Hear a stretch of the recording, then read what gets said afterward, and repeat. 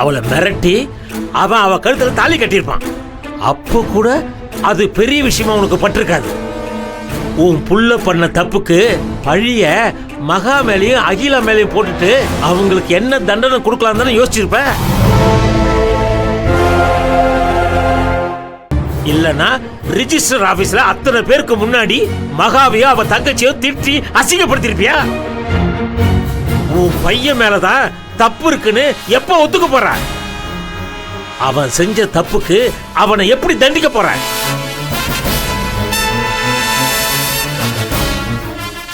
உன்னதான் கேக்குறேன், பதில் சொல்லு கௌரி. நான் என்னத்த சொல்றது? நாம இத்தனை பேர் இருக்கிறப்பவே நம்ம கண்ணுல மண்ணை தூவிட்டு அவளை வர வச்சு கல்யாணம் பண்ற அளவுக்கு அவன் துடிச்சிட்டான்ல. பெரிய ரம்ப ஊர்வசி இல்ல பெரிய கோடீஸ்வரம் வீட்டு பொண்ணு.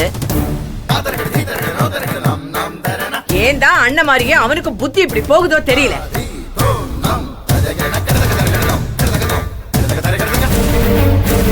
நம்ம குடும்பத்தை நல்ல நிலைமைக்கு கொண்டு வரணும்னு எதுவா இருந்தாலும் நான் பெருசா ஆசைப்படுறேன். ஆனா இவனுங்க பொண்ணு இல்லாத குடும்பத்துலதான் பொண்ணு எடுப்பேன்னு அலைஞ்சிட்டு இருக்கானுங்க.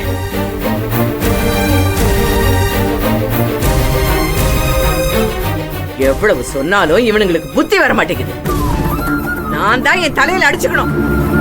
கௌரி, நீ சுய புத்தியோட தான் பேசுறியா? நீ பெரிய பணக்காரி ஆகணும்னா உன் பசங்களை சம்பாதிக்க சொல்லு. எல்லாத்தையும் மருமகளா வரவுதான் கொண்டு வரணுமா? இதெல்லாம் பேசுறதுக்கு கேவலமா இல்ல? ஏன் மூத்தவனை நல்லா படிக்க வச்சு பேங்க்ல கை நிறைய சம்பாதிக்கிற மாதிரி தானே நான் ஆளாக்குனேன். வந்தவ வசதியான வீட்டு பொண்ணுன்னு தான் நான் நினைச்சேன். உங்க பிள்ளை என்ன நம்ப வச்சு ஏமாத்திட்டான். அண்ணன் மாதிரியே இப்ப தம்பியும் கிளம்பிட்டான். ஆனா கதிர் விஷயத்துல நிச்சயமா நான் ஏமாறவே மாட்டேன். அவன் அந்த அகிலா கழுத்துல தாலியே கட்டி இருந்தாலும் அதாரு தெரிஞ்சிட்டு அவனை தர தர தரன்னு இழுத்துட்டு வந்திருப்பேன். அப்படி இழுத்துட்டு வந்துட்டா உன் புள்ள சும்மா இருந்துருவானா? நீ அனப்போடதான் அத அவன் உடைச்சிட்டு போறன்னு நினைப்பான். இப்ப அதான் நடந்துகிட்டு இருக்கு.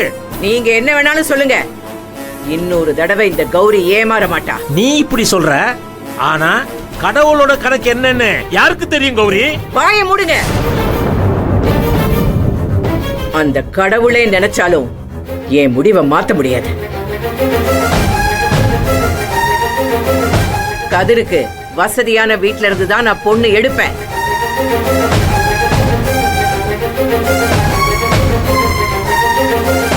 உங்களோட இந்த முடிவுல நீங்களும் எப்பவுமே உறுதியா இருக்கணும்னு நான் கேட்டுக்கிறேன்.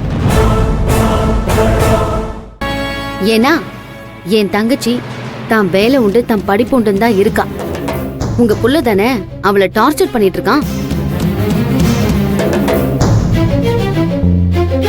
இனிமேலாவது உங்க பையனை கொஞ்சம் அடங்கி ஒடுங்கி இருக்க சொல்லுங்க.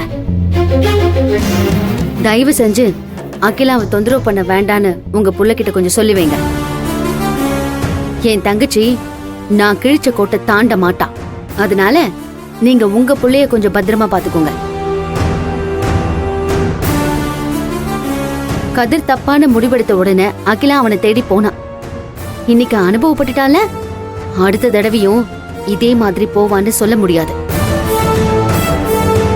உங்க பிள்ளைக்கு எதுவும் ஆயிடக்கூடாதுன்னு நீங்க நினைச்சீங்கன்னா அவனை நீங்க தான் பத்திரமா பாத்துக்கணும். அப்படி ஏதாவது ஆயிடுச்சுன்னா தயவு செஞ்சு என் தங்கச்சியையும் என் குடும்பத்தையும் நீங்க பழி சொல்லாதீங்க. அப்புறம் இன்னொரு முக்கியமான விஷயம் அத்தை, என்னை பத்தி சொல்லும் போதெல்லாம் ஒன்னும் இல்லாத வீட்டுல இருந்து வந்தவன்னு நீங்க குத்தி காட்டி பேசிக்கிட்டே இருக்கீங்க. நான் ஒன்னும் இல்லாத குடும்பத்துல பிறந்ததுல எனக்கு எந்த குற்ற உணர்ச்சியும் கிடையாது. நான் உங்களை ஏமாத்தியும் இந்த வீட்டுக்கு வரல.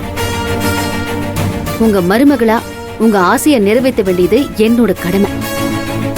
உங்களுக்கு வாக்கு கொடுத்த மாதிரி 50 லட்சத்தை நான் மீட்டு கொடுப்பேன்.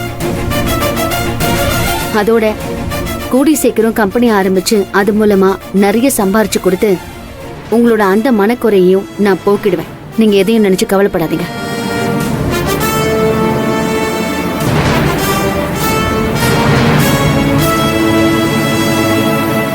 இது உனக்கு தேவையா? மகா மாதிரி குணமான பொண்ணு எத்தனை கோடி கொடுத்தாலும் உனக்கு கிடைக்காது. கொஞ்ச நாளா இந்த மாதிரி பேசாம இருந்த, இப்போ பழையபடி ஆரம்பிச்சிட்டியா? பணம் எல்லாத்தையும் தராது. கூடிய சீக்கிரம் புரிஞ்சுக்கோ கௌரி. புரிஞ்சுக்க வேண்டியது நீங்களும் உங்க பசங்களும் தான். மனுஷனுக்கு பணம் தான் எல்லா கௌரவத்தையும் கொடுக்குங்கிறத நீங்களும் உங்க பசங்களும் புரிஞ்சுக்கணும். புரியலன்னா அத நான் உங்களுக்கு புரிய வைப்பேன்.